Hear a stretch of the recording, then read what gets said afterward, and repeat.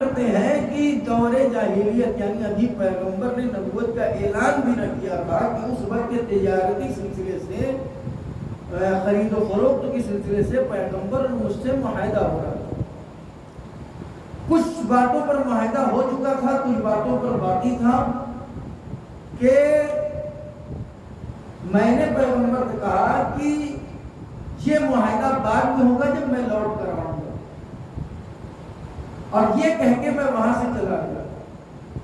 3 دن گزر گئے. جب میں اس جگہ سے گزر رہا تھا جو معاہدے کی جگہ تھی تو میں نے دیکھا کہ نبی اللہ وہیں پر کھڑے. کیا دیکھا؟ کہ نبی اللہ وہیں پر کھڑے ہیں. میں گیا رسول اللہ کے پاس, تو جیسے ہی میں گیا تو مجھے اس بات کا احساس ہوا کہ میں نے ان سے وعدہ کیا تھا کہ میں آؤں گا تو باقی معاہدہ ہوگا, اور میرے انتظار میں پیغمبر کھڑے تھے. جب میں ان کی خدمت میں گیا تو پیغمبر اس بات سے ذرا سا بھی ناراض نہیں ہوئے, غضبناک نہیں ہوئے. اسی لیے پروردگار نے کہا ہے کہ میں نے اپنے حبیب کو خلق عظیم پر فائز بنا کر بھیجا ہے, اخلاق کے اعلیٰ درجے پر فائز کر کے بھیجا ہے. کہا پیغمبر کے چہرے سے یا ان کی گفتگو سے آثار غضب یا ناراضگی ظاہر نہیں ہوئی. البتہ انہوں نے اتنا مجھ سے یہ کہا کہ تمہاری وجہ سے مجھے 3 دن تک یہاں کھڑے رہنا پڑا. اب آپ اندازہ لگائیے کہ جو اپنے وعدے کا اتنا امین ہو کہ کوئی شخص یہ کہہ کر چلا جائے کہ میں ابھی آتا ہوں تو معاہدہ ہوگا, اس کے انتظار میں پیغمبر 3 دن تک کھڑے رہے, اتنی امانت داری دکھائے. کیا وہ دین کے مسئلے میں امین نہیں ہوگا کہ جب دنیا سے جائے تو اللہ کی یہ دی ہوئی امانت بغیر کسی ہاتھوں میں دے کر چلا جائے؟ صلوات پڑھے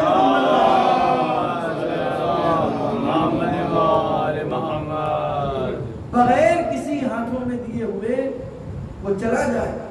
اور دین کی تبلیغ کی ذمہ داری, شریعت کی ذمہ داری اسی کو ملتی ہے جو امانت دار ہوتا ہے, جو امین ہوتا ہے, اسی کو یہ ذمہ داری دی جاتی ہے.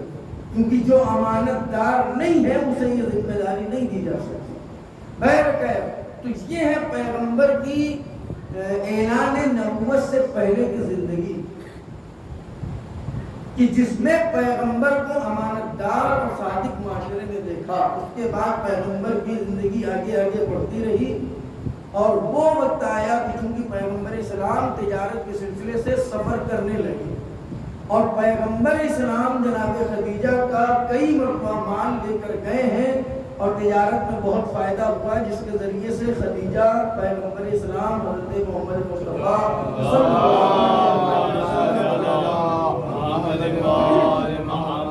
کے اخلاق اور ان کی امانت داری اور ان کی صداقت سے متاثر ہو کر پیغام بھجوایا, رشتہ ازدواج, اور پیغمبر کی جناب خدیجہ سے شادی ہوئی.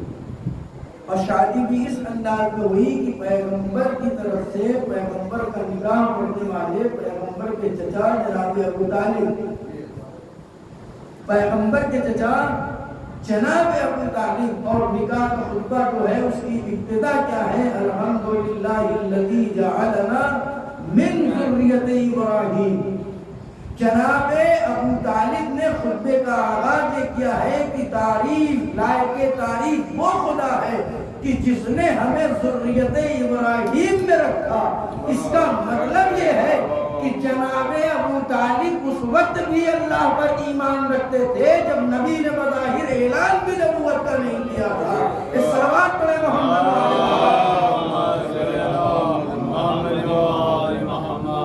اور جناب ابراہیم کی ذریت سے اپنے آپ کو خدا کے رکھنے کی تعریف کر رہے ہیں. اس کا مطلب یہ ہے کہ جناب ابو طالب جناب ابراہیم کی بھی فضیلت کو جانتے ہیں اور پیغمبر اسلام کی بھی فضیلت کو جانتے ہیں. یہ ہے پیغمبر اسلام.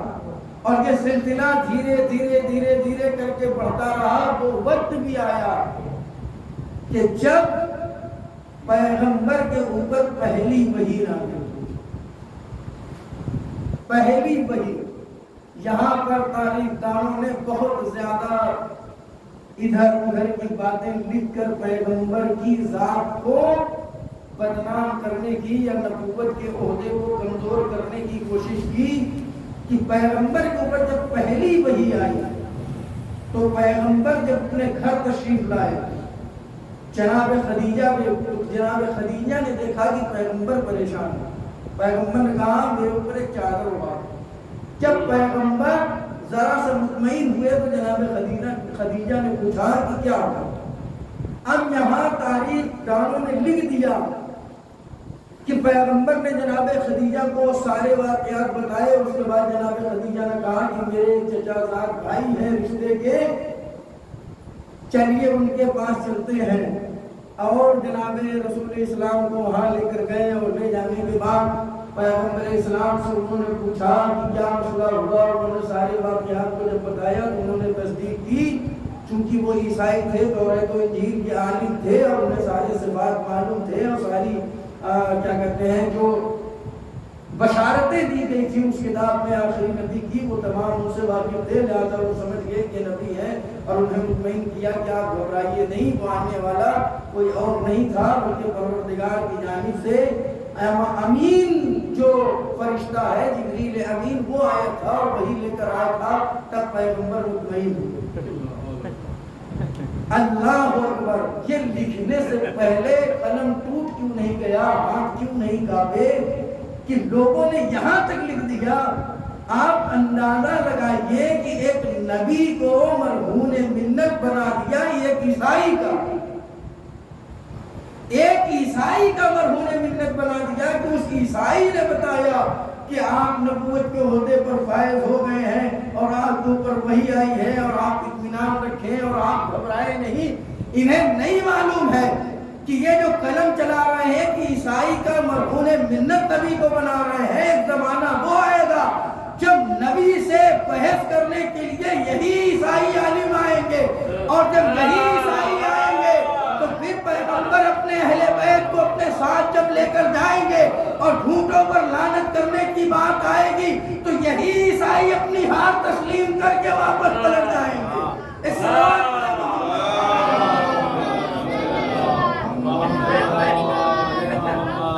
جبکہ حقیقت میں بات یہ ہے کہ نبی وہ ہوتا، اچھا اگر کوئی نبی ہو اس کے اوپر پہلی وحی نازل ہو گیا، اسے پتہ ہی نہ چلے یہ کیا تھا، سوچنے والی بات ہے، غور کرنے والی بات ہے کہ کوئی نبی ہو۔ واقعہ اس طریقے سے نہیں ہے، واقعہ حقیقت میں یہ پیغمبر کے پاس جب وحی آئی، چونکہ وہ شخص جو عالم تھا، عیسائی تھا، وہ تمام بشارتوں کو جانتا تھا، تمام صفات کو جانتا تھا، وہ جانتا تھا کہ ایک نبی آئے گا اس زمانے میں جو اعلان نبوت کرے گا۔ جناب خدیجہ کا رشتہ دار تھا تو جناب خدیجہ سے وہ بات یہ ذکر بھی کرتا تھا کہ یہ وہی زمانہ تھا، اور اس نے کچھ آثار بتائے بھی تھے۔ جب پیغمبر پر پہلی وحی آئی اور اپنے گھر آئے اور خدیجہ نے پوچھا پریشانی کا سبب کیا ہے، اس وقت آپ کے چہرے سے کچھ پریشانی کے آثار نمودار ہیں، تو پیغمبر نے جب وہ حالات جناب خدیجہ کو بیان کیا تو جناب خدیجہ اپنی تصدیق کے لیے اکیلی گئی ہے اس کے پاس، پیغمبر کو لے کر نہیں گئی۔ اور یہی وجہ ہے کہ تاریخ طبری نے یہ بات لکھی کہ جناب خدیجہ کو جب یہ بات پیغمبر نے بتائی تو وہ اپنے چچا زاد بھائی کی خدمت میں گئی، اور جانے کے بعد یہ تمام واقعات کو جب عرض کیا تو اس نے جناب خدیجہ سے کہا گھبراؤ نہیں، جو تم بتا رہی ہو اگر ایسا ہی ہے تو جان لو یہ نبی ہے اللہ کی جانب سے جس کے اوپر وحی آئی ہے، اور آنے والے زمانے میں لوگ اس کو اذیتیں دیں گے، اس کو پریشان کریں گے۔ اس کی وجہ یہ ہے کہ جتنے بھی نبی معاشرے میں آئے اور انہوں نے تبلیغ کرنا شروع کیا تو انہیں اذیتیں دینا لوگوں نے شروع کر دیا اپنے اطمینان کے لیے جناب خدیجہ۔ اور یہ بات ثابت ہوتی ہے کس سے؟ تبلیغ کی ایک اور بات سے۔ وہ آگے جا کے لکھتے ہیں کہ پیغمبر ایک مرتبہ اس واقعے کے بعد، یعنی جناب خدیجہ جب اس کے پاس جاتی ہیں، اس کے بعد پیغمبر خانہ کعبہ کا طواف کر رہے تھے کہ طواف کرتے کرتے یہ شخص وہاں موجود تھا، اس نے دیکھا پیغمبر کو تو پیغمبر کے پاس آیا، اور آنے کے بعد پوچھا کہ آپ کے ساتھ کیا ہوا؟ اب یہاں آپ دیکھ لیجیے، اس کا مطلب یہ ہے کہ پیغمبر، جس روایت میں یہ لکھا کہ پیغمبر کو لے کے گئی جناب خدیجہ، تو اس سے یہ نہیں ثابت ہوتا کہ پیغمبر اپنے علم کے لیے ان کے پاس گئے، اس سے بھی یہی ثابت ہوتا ہے کہ خدیجہ اپنی تسلی کے لیے پیغمبر کو لے کر گئی کہ وہ عالم تھا، جاننے والا تھا۔ اب یہاں پر اس نے جب پیغمبر کو طواف کرتے ہوئے دیکھا تو اس نے پوچھا کہ آپ کے ساتھ کیا ہوا تھا؟ تو پیغمبر نے ساری باتیں بتائی۔ اس نے کہا کہ قسم ہے اس رب کی جس کے قبضے قدرت میں میری جان ہے، وہ یہ بات کہتا ہے، قسم ہے اس رب کی جس کی قبضے قدرت میں میری جان ہے، وہ تمہارے پاس آنے والا کوئی اور نہیں تھا، وہ وہی تھا کہ جو موسیٰ کے پاس بھی آیا، جو عیسیٰ کے پاس بھی آیا، جو تمام انبیاء کے پاس آیا ہے۔ اور دیکھو ایک زمانہ وہ آئے گا جب لوگ تمہیں اذیتیں دیں گے، تمہیں پریشان کریں گے، مگر یاد رکھو تمہیں اللہ نے نبی بنا کر بھیجا ہے، اگر میں اس زمانے تک زندہ رہا تو میں تمہاری نصرت کروں گا، اگر زندہ نہ رہا تو یاد رکھنا، گھبرانا نہیں، اس کام میں اللہ آپ کی نصرت کرے گا۔ اس کا مطلب یہ ہے کہ اپنی کتابوں کا وہ عالم تھا اور وہ جانتا تھا کہ جب کوئی نبی اپنی نبوت کا اعلان کرے تو اس کی نبوت کو تسلیم بھی کرنا چاہیے اور اس کی آواز پر اس کی نصرت کرنے کے لیے آمادہ بھی رہنا چاہیے۔ ایک صلوات پڑھیں محمد۔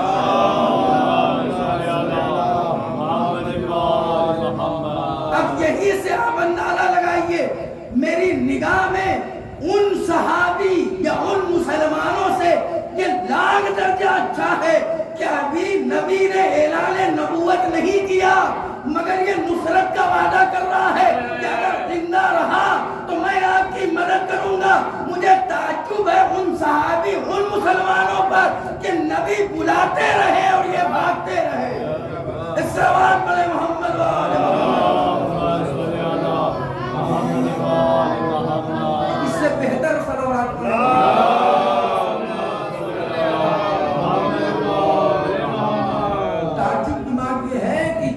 مسلمان نہیں ہے وہ نبی کی عظمت کو جان رہا ہے، پہچان رہا ہے ان کے آثار سے، اور یہ جو محبت کا دم بھرنے والے ہیں، اپنے آپ کو صحابہ کہتے ہیں، اپنے آپ کو جانثار کہتے ہیں، اپنے آپ کو نصرت کرنے والا کہتے ہیں، جب یہی پیغمبر ایک وقت پہ آواز دے رہے تھے تو یہ کود کود کر بھاگ رہے تھے۔ تو آپ بتائیے کہ یہ اچھے ہیں یا وہ جو پیغمبر کی نصرت کا وعدہ کر رہا ہے؟ ہاں عزیزو، پیغمبر کے اوپر پہلی وہی آئی سن 41 عام الفیل، 40 سال کے جو پیغمبر مکمل ہو گئے، ایک عام الفیل میں پیغمبر کی ولادت کی دعوت، اور اس کے بعد 40 سال تک پیغمبر نے دھیرے دھیرے تبلیغ کرنا شروع کیا۔ اب یہاں پر لوگوں نے یہ کہہ دیا کہ پیغمبر نبی تو 40 سال کے بعد نبی، اس سے پہلے کی زندگی پیغمبر کی نبوت کی نہیں ہے۔ مسئلہ یہ ہے کہ لوگوں کو اشتباہ اس بات کا ہوا کیونکہ اعلان 40 سال کے بعد ہوا ہے اور نبی جو ہوتا ہے وہ بچپن کے عالم سے ہوتا ہے، اور تب سوال یہ ہوتا ہے کہ پیغمبر نے اعلان میں اتنی تاخیر کیوں کر دی؟ سوال یہ پیدا ہوتا ہے کہ پیغمبر نے 40 سال تک اعلان کرنے کے لیے انتظار کیوں کیا؟ اس کا دو جواب ہے۔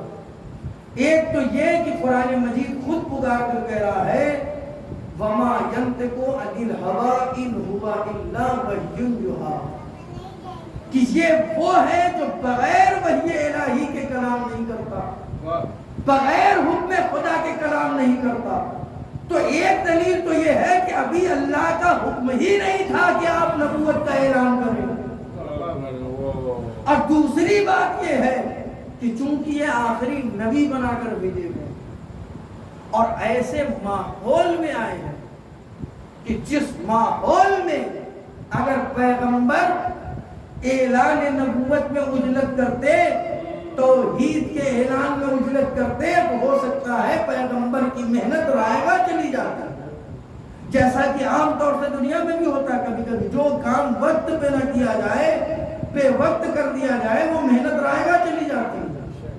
آپ کاشتکاری کرتے ہیں، آپ نے دیکھا ہوگا کہ یہی آپ کا کھیت جو ہے ایک زمانہ وہ آتا ہے شدید گرمی کا، اور اتنی شدید گرمی ہوتی ہے کہ آپ نے دیکھا ہوگا کھیت کی جو زمین ہوتی ہے کھیتوں کی وہ دراریں پڑ جاتی ہیں اس میں سوکھ کر۔ اب آپ انصاف سے بتائیے کہ اس وقت اگر اس کھیت میں کوئی بیج کوئی دانہ ڈالا جائے تو کیا اس کا ثمرہ ہمیں ملے گا؟ کیا اس بیج میں سے پودا پھوٹے گا؟ کیا کاشتکاری ہو سکتی؟ نہیں۔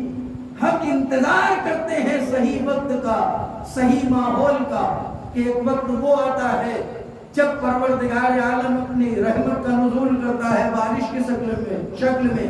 جب بارش ہوتی ہے تو وہ زمین جو شدید گرمی کی وجہ سے جس میں دراریں پڑ جاتی ہیں سوکھ کر اور اس لائق نہیں رہتی کہ اس میں کوئی بیج ڈالا جائے، اس زمین پر جب پروردگار کی رحمت نازل ہوتی ہے تو زمین ہموار ہوتی ہے۔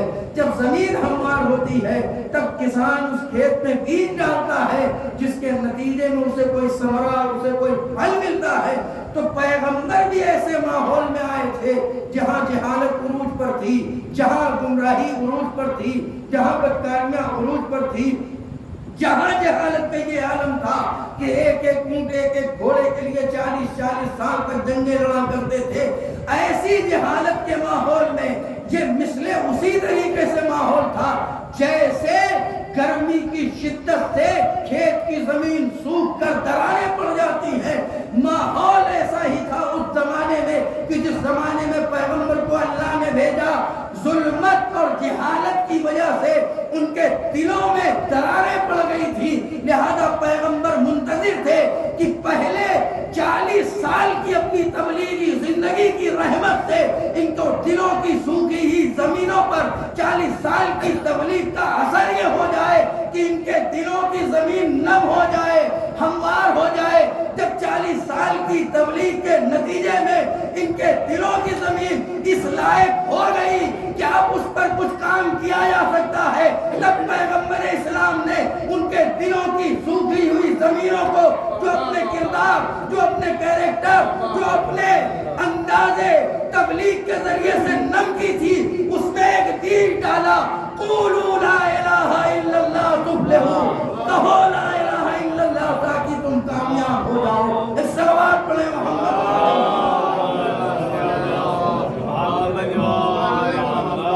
کہو لا الہ الا اللہ تاکہ تم کامیاب ہو جاؤ۔ اگر پیغمبر اس سے پہلے یہ کام کرتے تو وہ اس لائق نہیں تھے کہ اس کا کوئی ثمرہ نکلتا، اس کا کوئی نتیجہ نکلتا۔ اسی لیے پیغمبر نے اعلان کیا، اور یہ پیغمبر کی تبلیغ کا ہی اثر تھا کہ اعلان نبوت کے بعد کسی میں ہمت جو نہ ہوئی کہ پیغمبر کو جھوٹا۔ بے شک کہ پیغمبر کی نبوت سے پہلے کی تبلیغ کا اثر تھا، ان کی محنت کا اثر تھا۔ ہاں عزیزوں، یہ ہے پیغمبر اسلام کہ جنہیں پروردگار عالم نے اس عالمین کے لیے رسول بنا کر بھیجا، عالمین کے لیے رحمت بنا کر بھیجا، اس لیے کہ وہ رب العالمین ہے، یہ رحمت للعالمین ہے۔ جیسے اس کی ربوبیت زمین و آسمان پر ہے، ویسے ہی اس کی رحمت زمین و آسمان پر ہے، اس کی رسالت زمین و آسمان پر ہے۔ اسی لیے کہا گیا اگر یہ نہ ہوتے تو کچھ نہ ہوتا، اور اس کی دلیل بھی یہی ہے کہ یہ کائنات انہی کے لیے بنی ہے۔ اس کی دلیل یہ ہے کہ جس کے لیے جو چیز وجود میں آتی ہے اس پر اس کا پورا اختیار ہوتا ہے، جس کی جو شے ہوتی ہے اس پر اس کا پورا اختیار ہوتا ہے۔ آپ کے گھر میں کوئی فرد ہے اور آپ اس کے نام سے کوئی کار خرید کر لے کر آئے اور اسے گفٹ کر دیں، تو یہ چیز کس کے لیے آئی؟ یہ جس کے لیے آئی، اب اس پر اس کا پورا اختیار ہے۔ اس کار سے جہاں چاہے جا سکتا ہے، جب چاہے آ سکتا ہے، جس کو چاہے استعمال کے لیے دے سکتا ہے۔ اب آپ اسے روک نہیں سکتے، آپ اسے ٹوک نہیں سکتے۔ کیوں؟ اس لیے کہ آپ نے اسے دے دیا، اب اس کا اختیار ہے، اس کے استعمال میں وہ شے ہوتی ہے۔ آپ کے پاس جو چیز ہوتی ہے، آپ کے لیے جو چیز لائی جاتی ہے، وہ آپ کے اختیار میں ہوتی ہے. یہ کائنات ان کے اختیار میں بنائی، ان کے لیے بنائی گئی، اسی لیے کائنات کا ذرہ ذرہ ان کے اختیار میں ہے. اگر درخت کے قریب جاتے ہیں، درخت جھک کر تعظیم کر کے یہ بتاتا ہے کہ یہ کائنات ان کے اختیار میں ہے. چاند تو ٹکڑوں میں تقسیم ہو کر بتاتا ہے کہ یہ کائنات ان کے اختیار میں ہے.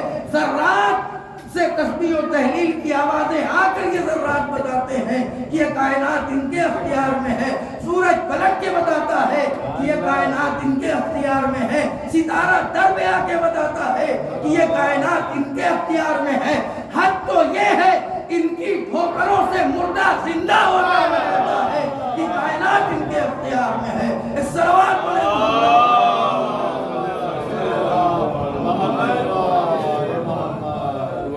کیونکہ کائنات ان کے اختیار میں نہ ہوتی تو یہ تمام چیزیں وجود میں نہ آتی. اللہ نے ان کو تمام اختیارات دے کر بھیجے ہیں. اللہ اکبر. لیکن یاد رکھیے گا کہ انہوں نے اپنے اختیارات کا استعمال تبلیغ دین میں نہیں کیا، کسی کا مقابلہ کرنے کے لیے نہیں کیا. یہی وجہ ہے کہ یہ شخصیات کبھی اپنے اختیارات کا استعمال نہیں کرتی.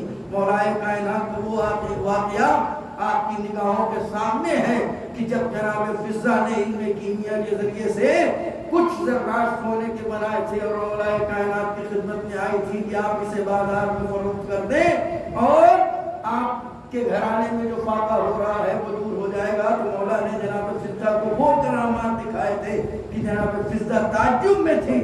اس کا مطلب یہ ہے کہ ان کے پاس سارے اختیارات ہوتے ہوئے بھی یہ اپنے اختیارات کا استعمال نہیں کرتے ہیں. تبھی کرتے ہیں جب حکم خدا ہوتا ہے، تبھی کرتے ہیں جب دین کو ضرورت ہوتی ہے، تبھی کرتے ہیں جب اس کے ذریعے سے کوئی ایمان لانے والا ہوتا ہے، تبھی یہ اپنے اختیارات کا استعمال کرتے ہیں. یہی وجہ ہے کہ آپ دیکھیے کہ کبھی بھی ان اختیارات کو اپنے لیے استعمال نہیں کرتے. ورنہ مولا کائنات زمین پر ٹھوکر مار دیتے تو زمین سونے اگلنے لگتی، تو مولا کائنات کو فاقہ رہنے کی ضرورت نہ پڑتی. مولا کائنات کے بچے فاقہ نہ رہتے، مولا کائنات کے بچے فاقہ نہ رہتے، ان کی زوجہ فاقہ نہ رہتی. اللہ اکبر. اب چلے آئیے کربلا کے میدان میں. کیا ان کے پاس اتنا اختیارات نہیں تھا؟ ایک مرتبہ حسین اگر نہر فرات کو اشارہ کر دیتے تو نہر فرات بہتی ہوئی حسین کے خیمے تک چلی آتی، مگر حسین نے کبھی اپنے لیے اختیارات کا استعمال نہیں کیا. یہی وجہ ہے میرے عزیزوں. لیجئے آج دھیرے دھیرے کر کے 6 محرم ہو گئی اور 6 محرم مصائب کے لیے منسوب ہے جناب علی اکبر علیہ السلام کے. اے عزیزوں، آپ یہ تاریخ گریے کے لیے مخصوص ہے. اب تاریخیں فضائل اور بہت زیادہ خوش ہونے والی تاریخیں نہیں ہیں. اب دھیرے دھیرے تم قریب آ رہا ہے. حسین کے جانثاروں کا مصائب سنیے. کون ہے جناب علی اکبر؟ وہ ہیں جو بالکل رفتار و گفتار شباہت بالکل رسول سے ہو بہو. ایسا لگتا ہے جب علی اکبر گفتگو کرتے ہیں تو ایسا لگتا ہے رسول گفتگو کر رہے ہوں. جب علی اکبر چلتے ہیں تو ایسا لگتا ہے رسول چل رہے ہوں. یہی وجہ ہے کہ امام حسین علیہ السلام نے صبح عاشورہ اپنے مؤذن کو بدلا اور علی اکبر سے اذان دینے کے لیے کہا. کیوں؟ اس لیے کہ علی اکبر کی آواز رسول کی آواز ہے کہ شاید رسول کی آواز سن کر یہ ہدایت پا جائیں. مگر جن کے شکم حرام غذاؤں سے بھرے ہوں ان کے اوپر کسی ہدایت اور کسی نصیحت کا اثر نہیں ہوتا. اے عزیزوں، صبح نمودار ہوئی، شہادتوں کا بازار گرم ہوا. اللہ اکبر. اب جب اقربا کی باری آئی، ایک مرتبہ جناب علی اکبر بھی آتے ہیں بابا کی خدمت میں اور عرض کرتے ہیں اے بابا اب مجھے بھی پڑھنے کی اجازت دیجیے. اللہ اکبر. ہم بڑی آسانی سے سن لیتے ہیں.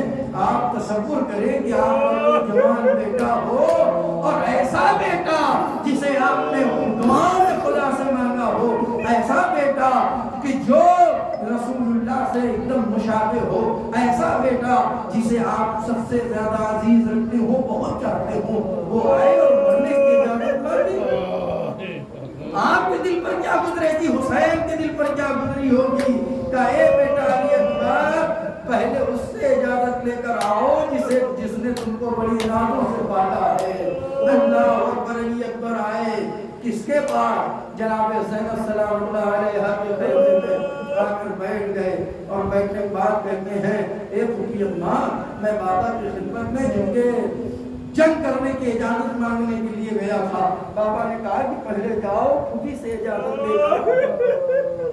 اے پھوپھی اماں آپ مجھے اجازت دے دیجئے تاکہ بابا مجھے اجازت دے دیں. ایک مرتبہ جناب زینب طرف آتی ہے اور کہتی ہے کہ اکبر ارے کس دن سے میں تم کو اجازت دو. اللہ اکبر کہتے ہیں پھوپھی اماں آپ سے سوال ہے. کیسا سوال؟ کہا پھوپھی اماں یہ بتائیے کہ میری ماں افضل ہے یا میرے بابا کی ماں افضل ہے؟ جناب زینب کہتی ہے کہ بے شک بیٹا اس میں کوئی شک نہیں ہے کہ میری اور میرے بھیا یعنی تمہارے بابا کی ماں افضل ہے. ایک مرتبہ علی اکبر کہتے ہیں پھوپھی اماں آپ انصاف سے بتائیے کہ میں کیسے برداشت کروں گا کہ میں زندہ رہوں میری ماں میرے غم میں نہ بیٹھے میرے بابا کی ماں فریاد کرے. اللہ اکبر. بس علی اکبر کو ادھر سے اجازت لیا آئے بابا کی خدمت میں. بابا سے اجازت لیا اور بابا سے اجازت لینے کے بعد ایک مرتبہ جیسے ہی آگے بڑھے تاریخ بتاتی ہے کہ امام حسین علیہ السلام نے جناب قاسم کو رخصت کیا مگر یہ جملہ نہیں کہا اور محمد کو رخصت کیا مگر یہ جملہ نہیں کہا.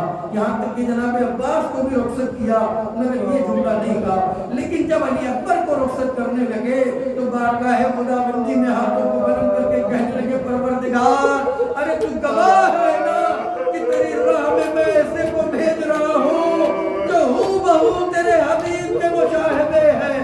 اللہ اکبر. ایک مرتبہ علی اکبر کو رخصت کیا اور تاکید کیا اے میرے لال دیکھو جا تو رہے ہو مگر جب تک ممکن ہو مڑ مڑ کر دیکھتے رہنا.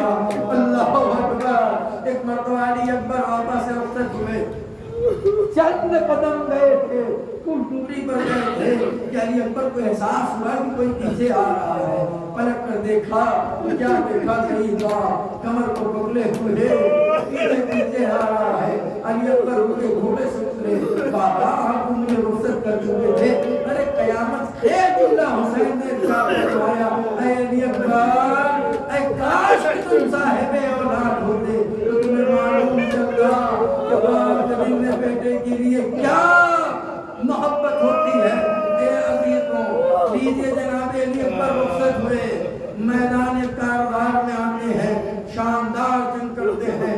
حسین در خیمہ پر کھڑے ہو کر علی اکبر کی جنگ دیکھ رہے ہیں اور لوگ حسین کے چہرے پر دیکھ رہی ہیں خواتین خیمے کے در سے اس لیے کہ حسین کے چہرے سے آثار نمودار ہو گئے. ایک مرتبہ حسین نے کہا اے زینب مادر علی اکبر سے کہہ دو کہ علی اکبر کے حق میں دعا کریں اس لیے کہ میں نے اپنے نانا سے سنا ہے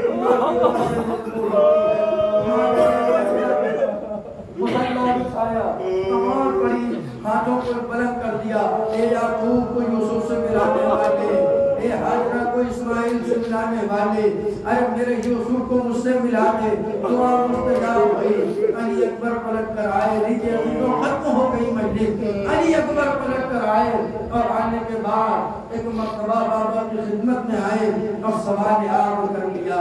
اب دیکھیے کہ یہ کبھی اپنے لیے اپنے اختیار کا استعمال نہیں کرتے.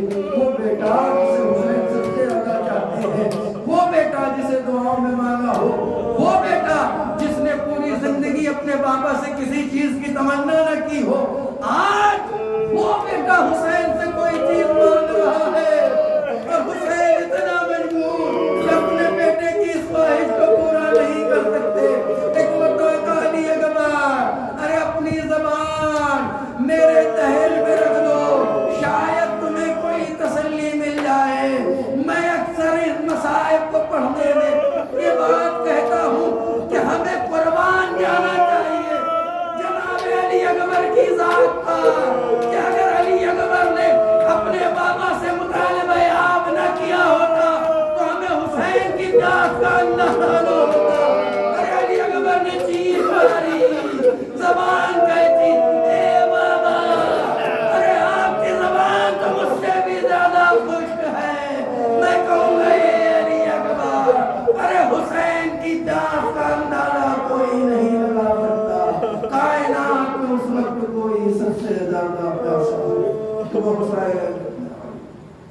وخيار من الذين أحوالهم أي منقلب ينقلب سبحان الله وإنا إليه راجعون. ما